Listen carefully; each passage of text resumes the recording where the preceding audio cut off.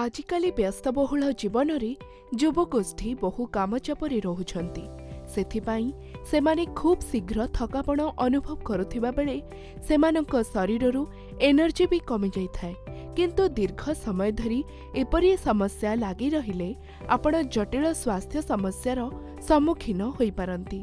तेणु एपरी समस्यार मुकाबिला निमंते निज डाएट रे सामिल करंतु किसमिस। छोट आकार रे होइथिले भी एथिरे भरपूर मात्रा रे एनर्जी, विटामिन्स और मिनरल्स रही थाए। एथिरे थिबा फाइबर पाचक प्रक्रिया को त्वरान्वित करिथाए, फलरे पेट संबंधी समस्या दूर होइथाए।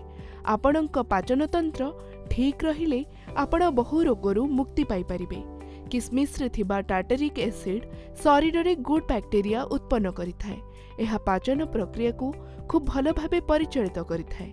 एथिरे बोरान नामक मिनरल्स भी रहिछि। एहा आंठुगंठी और हाड़री हेउथिबा जंत्रणारू उपशम देइथाए।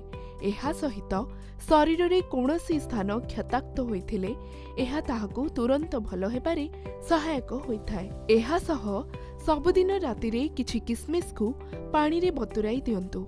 सकाळे एहार पानी पीबा सह एहाकू खाई दियंतु।